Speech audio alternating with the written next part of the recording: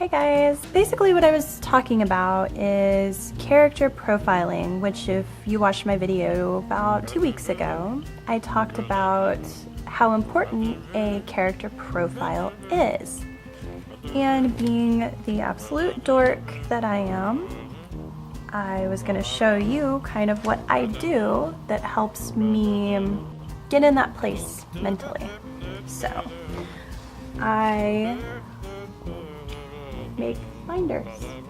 And obviously this is going to be backwards because the camera does that. It flips the letters around. But I make little handwritten bios for each person.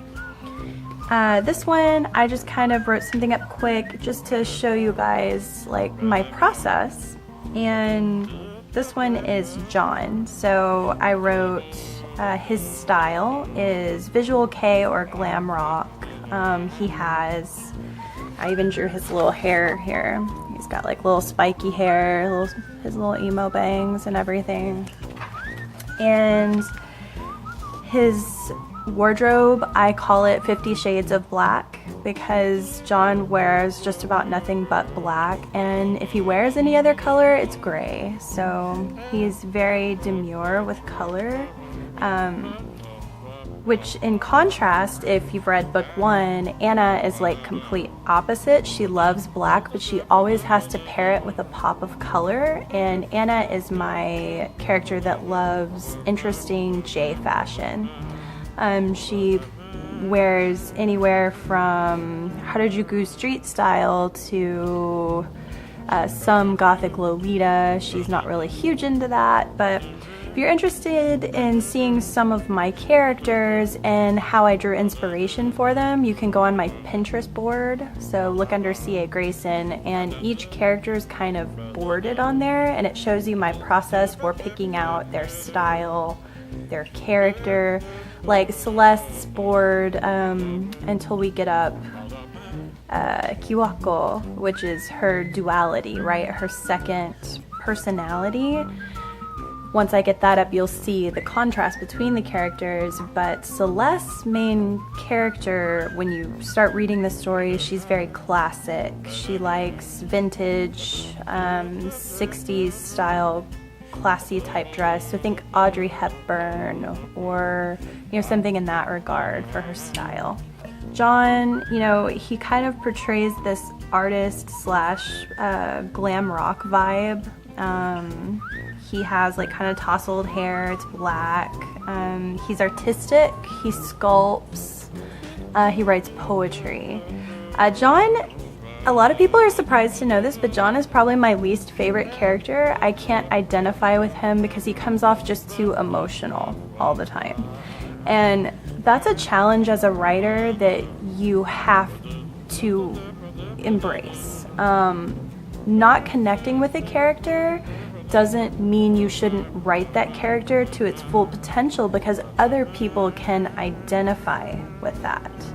So some people that might be able to identify with someone who's emotional and artistic, and his motivation is love and his work, and he finds beauty in reading people's poetry online, that they post random poetry, and he scours the net for this random anonymous poetry that people write, and he draws inspiration for that. And later you find out he has like severe control issues, like letting things go is not okay with him. He takes himself and his life extremely seriously. When he does become comfortable, you'll notice he kind of pokes fun a lot at Celeste, and him and her have this like really cute dynamic in the first book. Later on, you find out some things about the character that you start seeing him in a new light. Same thing with all of my characters. I like to toy with people that change by events or things that happen, or who they thought they were, they actually aren't.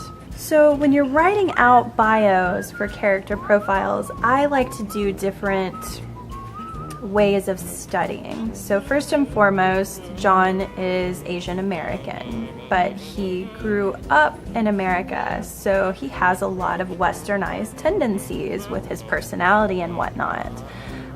Celeste grew up in an Asian American household, but she also identifies more with Japan because her mother is native from Kyoto.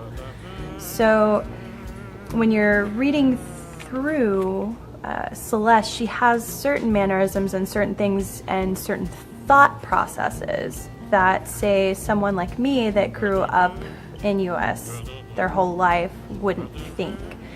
So what I like to do with that is YouTube is an invaluable resource. It's amazing. So you can watch videos of native speakers now from YouTube in Japan. They get on there. And then I also like June and Rachel. I watch their videos. I guess I try to find time like once a week. And they talk about frustrating cultural differences. And then, of course, I did my research by traveling to Japan so that I could live and breathe the culture and understand why certain mannerisms are acceptable. When you're writing from a non-traditional American perspective, it's hard to grasp how someone from another country might behave because of how they were raised. So when doing research, you can't just Wikipedia everything. And I've harped on this in all of my panels. You can't trust that for your only reliable source. That's why I love YouTube, and I love the fact that we are able to now reach out to other people. And it's wonderful. You can get pen pals now online that you chat back and forth. There's like, I think something called iTalk too, where you can get a pen pal from Japan. It's just awesome to do that. And then from the visual side, you also have resources like Instagram. Yes, Instagram is a resource because we now have people that are global that you can go through and check all of their stuff as well. You can see their makeup techniques, their clothing, their school life, their work life. Like everything is just there for you to look at and be part of who they are. The other thing, like I mentioned earlier, is Pinterest, because you have all this access to these wonderful fashion places that are now posting all of their new clothing line. And I remember when I was in my teens, having to find the newest like visual K or Gothic Lolita or Gyaru and that kind of styling that a lot of people are into with J fashion is just there. It's open and it's awesome. You can find it. So like I said, Pinterest boards, Instagram, YouTube, glorious tools for writers. I hate making assumptions based off of stereotypes, which all of us do it. Don't act like you don't. As an American, you're going to stereotype things from any country. And same with any country stereotyping Americans.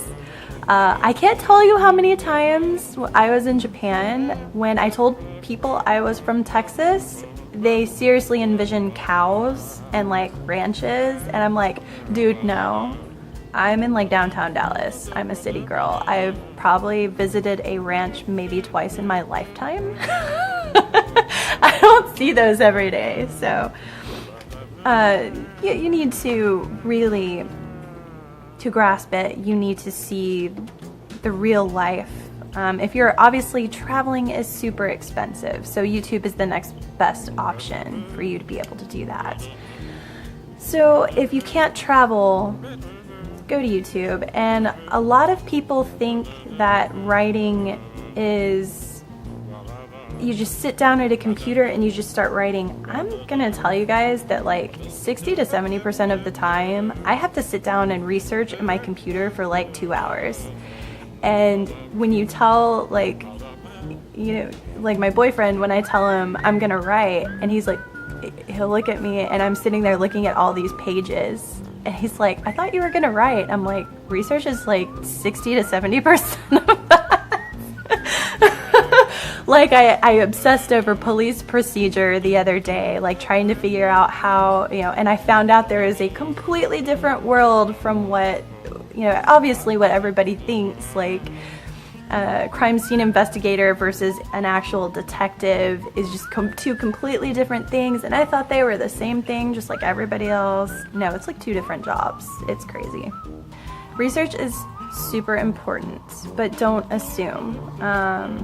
If you need to find out, get pen pals from that country. There's tons of websites for that, where you can actually speak to someone who speaks your language and who's equally interested in learning about your culture. So swap a little bit of that. Live a little. For me personally, the biggest thing I've noticed helped me with writing was to actually get a pen and paper and write it down. And I realize, I don't know if that's just because I've always thought better that way, but somehow putting it on paper just helps me. And I'm one of those people that obsess over those little tabs that you stick on the side to organize all of your notes. And they have some of the cutest little sticky notes from like China and Japan and Korea. And so I'll have like these little bears or cats or something like sticking out of my binder paper. I don't know. It's just so much fun to me, and it's so colorful. I don't know. I just really love it. So if that's for you, go for it. Otherwise, they have great things like OneNote, which is fantastic. If you're looking for more of a CRM style, Asana is pretty decent, and it's free. I don't know if you noticed, but every week I try to light these a different color because they're so fun. But I have these little, and it's probably hard to see because it's daylight right now, but today it's pink purple kind of color, and I can switch them with my little handy device here, and it's so much fun. Let me see if I can do like a blue. There we go. Oh, it's green. But I think they're just super adorable, and I love them. Oh, it's bright. Okay. When I was at the booth yesterday, actually, I'm losing track of days at this point. I was at BAM Fest. Awesome show, by the way. The people there were fantastic. But a lot of them had the same question, and they were like, Miss Greyson, I don't have time to sit down and read. Like, I'm not even gonna lie to you. I just don't have time to read books. And knowing that I am a huge fan of audiobooks, I can so relate to that. So I am recording an audiobook version of Hell's Gate. It's easier for a lot of people now to just drive in their cars, especially here in the States. We drive everywhere, and sometimes our commute can be anywhere from like 30 minutes to an hour and a half, depending on which part of Dallas/Fort Worth you live in. Just to give you some perspective, they always call us DFW, but downtown Dallas and Fort Worth are about 45 to 50 minutes apart. Texas is flipping huge, so we have to have cars. And I think it's great for people that enjoy audiobooks because you can sit in your car and listen to those audio stories, and it kind of passes the time. I'm not a huge listen to music in the car, or like riding my bike, especially if I'm out doing my 10 to 12 mile rides. When I go, I really enjoy having an audiobook. So I thought I really should do that, because a lot of times people will ask for my book, and then they're like 2 or 3 weeks later, I'll ask them, how's the book? Are you enjoying it? And they're like, I haven't gotten time to read it. I'm like, oh man, I totally get that. Yeah, I think an audiobook's gonna really help a lot of people in that regard, because dude, I totally get it. But like I said, every Monday I try to do an audio story, and the reason why I call them audio stories and not audio books are because I try to do studio quality sound effects and music along with voice acting. So it's more or less I guess it harkens back to the old radio shows from like the 30s and 40s where people had like sound effects and music and everything, and I just really enjoyed that. So I took my writing and I put all of that with it. Do check those out. I try to have them out every Monday evening. This last one was called Vengeance, which was part 1, and part 2 will be released tomorrow. Book 2 for Hell's Gate, Resurgence, is going to be released on Friday, October 13th, because I had to have that date. This time of year, I'm always so energized and excited because it's Halloween, and it's so depressing in Texas. Well, especially in all the areas that I'm in, because Texas is highly conservative, and when I say Christmas stuff is already up by September, I'm not exaggerating. We have what's called trunk or treat here instead of like kids getting to go around a lot. It's changed a lot in the last 5 to 10 years, and Halloween, like everyone's so ready to be done with it by next day. Like people have already taken all their stuff down, and it's so sad to me because Halloween has always and always will be my favorite holiday. I love spooky stuff. I like, getting to go out and dress up and be something else and have your kids go and get spooked and watch scary movies and have, candied apples, and it's sad for me. I wish more people shared that excitement here. And I've met some, but it's just not as a big of a holiday as I'd like it to be. Let's see, we touched on Hell's Gate. But yeah, just for most of your characters, getting back to our original concept, because I tend to, get excitable. Just make sure that before you write, outline. And I know I harped on that last time, but if you don't know your character, how can you write from their perspective? How can you share how can you make it authentic for the viewer, for the reader? You really need to identify with them, even if you don't like them. Hands down, my favorite character in the book is Matilda, and she always will be, because she is such she's such a jerk. She plays jokes on everybody. Like, she pokes fun at everybody's insecurities. Like, she's just she's my favorite. But I guess, I didn't honestly like Celeste when I first started writing her, because I was like, oh my gosh, she's just, everything is so serious, and that's not me. I don't like characters that take everything so seriously. It drives me batty. It was hard at first, but then I started to have a deep appreciation for her and who she is, and then I started growing. And then in book 2, when you'll notice a strong sense of duality with Celeste, and that's on purpose. But in the second book, she has this realization and breakdown of the fact that, hey, I'm not who I thought I was. And she just slowly starts becoming more and more self-aware. And that's really what I wanted to focus on with book 2. And we also go into more depth with book 2 on Daniel's side. It starts slowly building to the war.